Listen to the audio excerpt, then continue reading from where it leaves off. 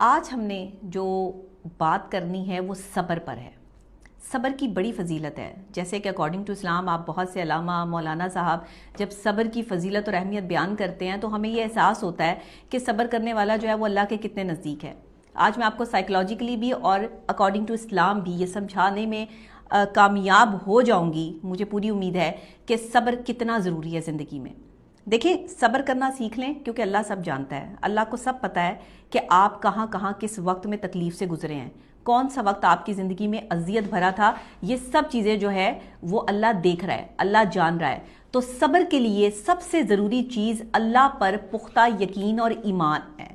آپ نے جب اللہ پہ پختہ یقین اور ایمان رکھ لیا نا کہ مجھے اللہ دیکھ رہا ہے اور میرے ساتھ ظلم کرنے والے کو بھی اللہ دیکھ رہا ہے، تو آپ یقین کریں آپ کو اس بات پر صبر آتا ہے۔ اور یہ صبر جس شخص میں آ گیا، وہ صبر کے اگر اس مقام تک پہنچ گیا تو اس کا مقام اللہ کے ہاں بلند کر دیا جاتا ہے۔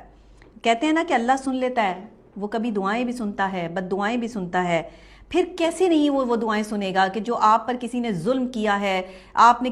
کسی نے آپ کا دل توڑا ہے، کسی نے آپ کو تباہ کیا ہے، کسی نے آپ کی ایموشنز کو ہرٹ کیا ہے، تو وہ کیسے نہیں سنے گا آپ کی وہ فریاد۔ یہ بات آپ چھوڑ دیں کہ لوگوں کو سزائیں نہیں ملتی، آپ صبر کریں اور لوگوں کو سزائیں نہ ملیں۔ جب آپ واقعی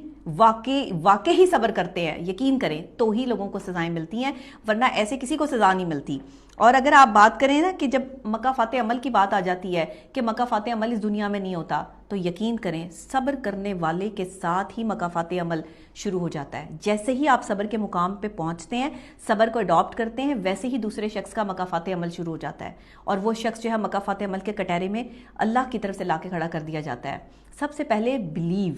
کہ آپ کا یقین اللہ کی ذات پہ مضبوط ہونا چاہیے، کیونکہ اگر آپ اللہ کی ذات پہ اپنے بلیفز کو مضبوط نہیں رکھیں گے، دیکھیں کچھ چیزیں رونے سے نہیں حاصل ہوتی، آپ جتنا مرضی رو لیں،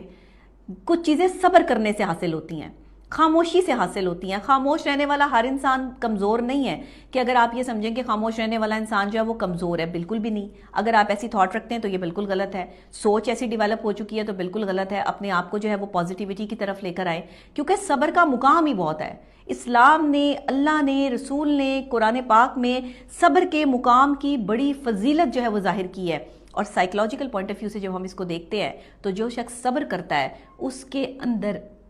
اطمینان کی کیفیت ہوتی ہے، اس کے اندر ریونج نہیں ہوتا، اس کے اندر ضد نہیں ہوتی، اس کے اندر انا نہیں ہوتی، اس کے اندر تکبر نہیں ہوتا، کیونکہ وہ اپنے آپ کو اللہ کے حوالے کر دیتا ہے اور پھر اللہ پہ اپنے مسئلے جو ہے وہ چھوڑ دیتا ہے کہ یا اللہ کسی نے میرے ساتھ زیادتی کی ہے، میرے ساتھ جو ہے وہ برا کیا ہے، میں اپنا معاملہ اللہ پہ چھوڑتا ہوں، یعنی میں اللہ تعالیٰ آپ کے سپورٹ جو ہے وہ اس چیز کو کرتا ہوں۔ آپ یقین کریں جب آپ اپنے معاملات، اپنے اوپر ہونے والا ظلم، اپنے اوپر ہونے والی ہر غلط بات جو آپ برداشت کر رہے ہیں اور لوگوں کے رویہ آپ برداشت کر رہے ہیں، جب آپ اللہ کی ذات سے اس کو ریلیٹ کر دیتے ہیں اور اللہ پہ چھوڑ دیتے ہیں تو بدلہ اوپر سے آتا ہے، پھر آسمان سے بدلے آتے ہیں، اور یہ بدلے انسان سے سنبھالے نہیں جاتے، یاد رکھیے گا یہ بدلے بڑے خطرناک ہوتے ہیں، کیونکہ اللہ کہتا ہے کہ تم شاید یہ سوچو کہ تم بھول جاؤ کہ کسی نے تمہارے ساتھ کیا کیا ہے، مگر اللہ نہیں بھولتا،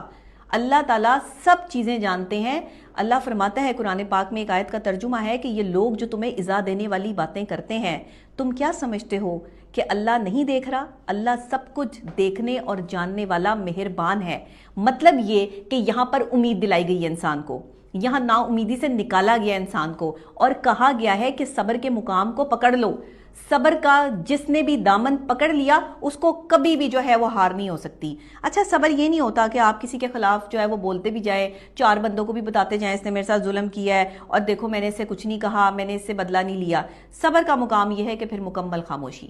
پھر کسی شخص کو یہ بھی نہیں کہنا کہ میں نے اسے کچھ نہیں کہا، اس نے میرے ساتھ یہ کیا، اس نے میرے ساتھ وہ کیا۔ جب آپ نے اس کا ڈھڈورا سارے زمانے میں پیٹ دیا اور ہر بندے کو بتا دیا کہ اس نے کیا کیا، تو پھر اللہ نے آپ کا ساتھ نہیں دیا۔ اللہ آپ کا ساتھ اس وقت دے گا جس وقت آپ اس شخص کی وہ برائی چھپا کر صرف اللہ کے سامنے اس کو بیان کریں گے۔ یہ صبر کا مقام ہے۔ صبر کے معنی اور صبر کی جو پوائنٹس ہیں نا اس کو سمجھنا بہت ضروری ہے سائیکلوجیکلی۔ پھر صبر کا گھونٹ دوسروں کو پلانا تو شاید بہت آسان ہوتا ہے، لیکن جب انسان صبر کے مقام سے خود گزر رہا ہوتا ہے تو یہ بڑا تکلیف دہ عمل ہوتا ہے۔ آپ ہمیشہ دیکھتے ہیں کہ جب کسی کا کوئی فوت ہو جاتا ہے، کوئی پیارا جو دنیا سے رخصت ہو جاتا ہے، تو لوگ اس کو دعا دیتے ہیں کہ اللہ تمہیں صبر دے، اللہ تمہاری فیملی کو صبر دے۔ یہ صبر کیا ہے؟ یہ صبر ایک مقام ہے۔ یہ صبر وہ ہے جس میں دل کو تسلی ہو گئی کہ میرا رب میرے ساتھ ہے اور مجھے یہ یقین ہو گیا کہ میرے رب نے ہی جو ہے وہ بدلہ لینا ہے۔ یہ صبر ہے، یہ وہ مقام ہے۔ تو اس صبر میں دیکھیں آپ جتنا مرضی رو لیں، جتنا مرضی اپنے آپ کو اذیت پہنچا لیں، کوئی اگر دنیا سے چلا گیا وہ واپس نہیں آ سکتا۔ آپ جتنا مرضی اذیت کے مقام پر چلے جائیں، جو میرے رب نے جس کی موت جس طرح لکھی ہے اسے اسی ہی وقت، اسی ہی لمحے، اسی موت کے ساتھ دنیا سے جو ہے وہ رخصت ہونا ہے۔ اس بات کو اٹل حقیقت جان کر اپنے اندر ایمان کی طاقت پوری کر لیں۔ جس وقت آپ اللہ کے کیے پر راضی ہو جاتے ہیں، اللہ آپ کے جو ہے وہ معاملات میں آسانی پیدا کر دیتا ہے۔ اگر آپ اللہ کے کیے پہ راضی نہیں نہ ہوتے تو آپ یقین کریں آپ سائیکولوجیکلی ڈیزاسٹر میں جاتے رہتے ہیں، آپ سائیکولوجیکلی کمزور پڑ جاتے ہیں، آپ کا جسم میں مختلف قسم کی بیماریاں، مختلف قسم کے جو ہے وہ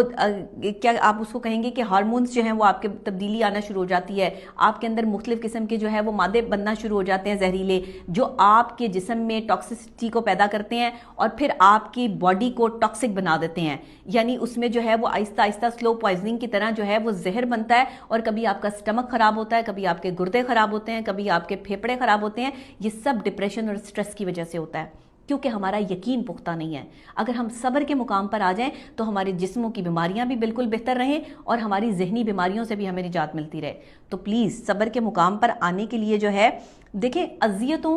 کا بھی زوال ہے، اذیت اگر بڑھ جائے تو اس کا بھی زوال ہے، تو آپ نے پریشان نہیں ہونا، اذیتوں کے زوال تک کا انتظار ضرور کرنا ہے، یقین کی پختگی اللہ کی ذات پر بھرپور رکھنی ہے، تبھی آپ صبر کے مقام تک پہنچ پائیں گے۔ پھر اگر آپ یہ سمجھتے ہیں کہ انسان ہمیشہ جو ہے وہ تکلیف اس کو آ رہی ہے اور وہی ہمیشہ کہتا ہے مجھے تو تکلیف ہی آتی رہتی ہے، تو میں آج آپ کو یہ بھی بتا دوں کہ انسان ہمیشہ تکلیف میں سیکھتا ہے، وہ کبھی جو ہے وہ کسی اور چیز سے نہیں سیکھتا، تکلیف سکھاتی ہے انسان کو جینے کا سلیقہ۔ تو جو لوگ تکلیف میں ہیں، اذیت میں ہیں، آج سے پریشان ہونا چھوڑ دیں، کیونکہ میرے رب نے آپ کو چنا ہے اس تکلیف کے لیے، اور آپ جتنی ایمانداری کے ساتھ اس تکلیف سے گزریں گے، صبر کا مقام آپ کا اتنا ہی بڑا کر دیا جائے گا۔ دیکھیں کچھ مشکلات اور پریشانیاں ایسی آتی ہیں کہ جن کے ختم ہونے پہ انسان کو جو ہے وہ یہ احساس ہونے لگتا ہے کہ یہ زحمت نہیں رحمت تھی، لیکن یہ بعد میں پتہ چلتا ہے، یہ اس ٹائم جو ہے وہ آپ کو اندازہ نہیں ہوتا۔ اور کچھ آزمائشیں اور پریشانیاں اس طرح کی ہوتی ہیں جو کہتے ہیں نا کہ میں کو مٹا کر من نظر آتا ہے، میں کو مٹا کر من نظر آتا ہے، من کو جھکا کر رب نظر آتا ہے۔ تو اپنے من کو جھکا لیں اور رب کی طرف جھکا لیں، صبر آٹومیٹکلی آپ کو آ جائے گا۔ کسی کا کوئی پیارا اس دنیا سے چلا گیا، آپ کا کوئی بیٹا، آپ کا کوئی بچہ، آپ کے والدین، آپ کا دوست، آپ کا شوہر، آپ کی بیوی، آپ کے بچے، کوئی بھی اگر اس دنیا سے چلا گیا، اس کو رب کی رضا مان کر اس کو ایکسیپٹ کر لیں، کیونکہ اگر آپ ایکسیپٹ نہیں کریں گے تو آپ جسمانی بیماریوں میں اور ذہنی بیماریوں میں مبتلا ہو جائیں گے۔ جو شخص مر گیا، وہ دنیا سے چلا گیا، وہ من و من مٹی کے نیچے ہے، لیکن آپ مٹی کے اوپر ہیں۔ اپنی سینسز کو کنٹرول میں رکھیں، جو آپ کے ساتھ چلنے والے اور لوگ ہیں ان کے لیے جینے کا حوصلہ اپنے اندر پیدا کریں۔ اگر مرنے والوں کے ساتھ مرا نہیں جاتا، اور مرنے والوں کے ساتھ جو ہے وہ صبر کرنا، مرنے والوں کا صبر آ جاتا ہے، لیکن جو زندہ دل توڑتے ہیں نا، جو زندہ لوگ ہیں، جو دھوکہ دے کر بھاگتے ہیں، جو دھوکے اور فریب میں جو ہے وہ ملوث ہوتے ہیں، جو آپ کی آنکھوں میں دھول جھونک کر جو ہے وہ دوسرے لوگوں کے ساتھ بھی جو ہے وہ چکر چلا رہے ہوتے ہیں، محبت میں دھوکے بازی کرتے ہیں، یقین کریں اس چیز کا سکون نہیں ہے، اس چیز کا جو ہے وہ انسان کو صبر آتا ہی نہیں ہے جب تک اس انسان کو جو ہے وہ تکلیف اور اذیت میں نہ دیکھ لے انسان، کہ جس شخص نے دل توڑا ہے، جس نے دکھ دیا ہے، جس نے جو ہے وہ آپ کو چھوڑ کے وہ کسی اور کے پاس چلا گیا ہے۔ تو یہ والے جو لوگ ہیں نا، ان کا مکافات عمل ہے۔ اس پر صبر کس طرح کرنا ہے کہ اس پہ مکافات عمل پر یقین رکھنا ہے۔ اللہ دیکھ رہا ہے، اس نے آپ کو اذیت دی ہے، اس نے آپ کا دل دکھایا ہے، اس نے آپ کا دل توڑا ہے، یہ خود بھی خوش نہیں رہ سکے گا۔ اور میری بات لکھ لیں، یہ لوگ جو دوسروں کا دل توڑ کے اپنے گھر بساتے ہیں، کسی سے شادی کا وعدہ کر کے کہیں اور شادی کرتے ہیں،